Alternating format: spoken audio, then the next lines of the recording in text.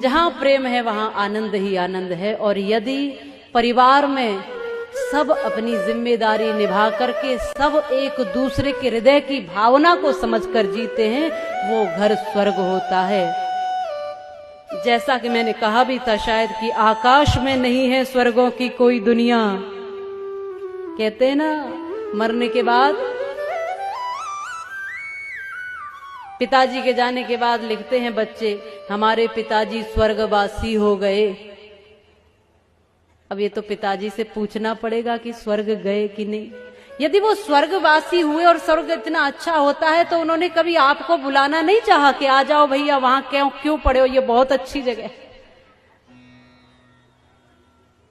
कोई दूसरी दुनिया स्वर्ग नहीं है।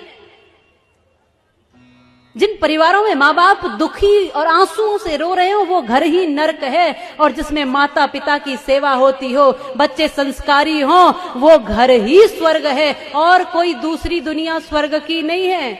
आकाश में नहीं है स्वर्गों की कोई दुनिया। बेकार के भ्रमों में भटकी हुई है दुनिया। है स्वर्ग तो वहीं पर जहां मधुर मीठी वाणी, उस घर कभी न आए कोई भी परेशानी, जिस घर में एक दूजे की बात जाए माने। एक दूसरे को समझकर जहां लोग रहते हैं वो घर स्वर्ग होता है। और एक व्यक्ति भी अगर विपरीत विचारधारा का होता है तो रामायण उसका भी उदाहरण देती है कि क्या होता है। प्रत्येक व्यक्ति की, छोटे या बड़े, प्रत्येक व्यक्ति की उतनी ही जिम्मेदारी और उतना ही कर्तव्य है। बच्चे अधिकार की बात करते हैं, अरे पिताजी की संपत्ति पर मेरा पूरा अधिकार है, लेकिन पिताजी के लिए कर्तव्य क्या बनता है, थोड़ा इसको भी सोच लें।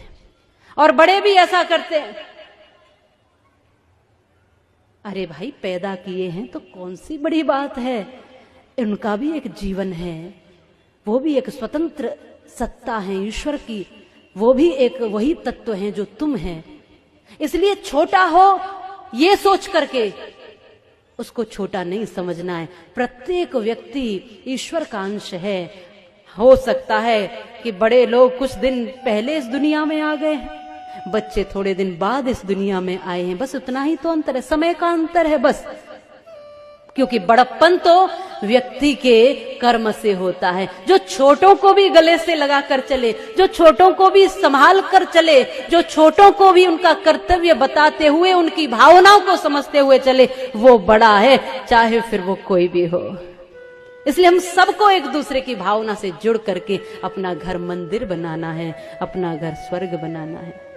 वो एक गीत गाती थी पहले, घर में महिलाएं माताएं गाती थी कि घर को ही मंदिर बनाऊंगी, कहीं बाहर न जाऊंगी। शायद आप भी गाते हो, पहले हमने सुना था कि सास अपनी को कौशल्या बनाऊंगी, ससुर जी को दशरथ बनाऊंगी, पति को मैं राम बनाऊंगी, कहीं बाहर न जाऊंगी। मैंने ऐसे कुछ शब्द गाती थी कि मैं घर को ही मंदिर बनाऊंगी, घर ही तीर्थ बन जाएगा। जब मैं देखूंगी तो दशरथ और कौशल्या के रूप में देखूंगी सास ससुर को, पति को देखूंगी तो राम के रूप में देखूंगी, और यदि मैं खुद पार्वती बनी तो भोलेनाथ के रूप में देखूंगी, और मेरा तीर्थ, मेरा मंदिर, मेरा घर ही हो जाएगा। फिर बाहर जाने की जरूरत क्या है मुझे, जब घर ऐसा हो जाए। ऐसा माताएं गाती थी। उनके सामान्य शब्दों में कितनी गहराई छुपी होती थी। आज हम घरों को नर्क बना रहे हैं। क्या बना रहे हैं? घरों को नर्क बना रहे हैं, स्वर्ग नहीं बना रहे। ये सोचना आपका काम है।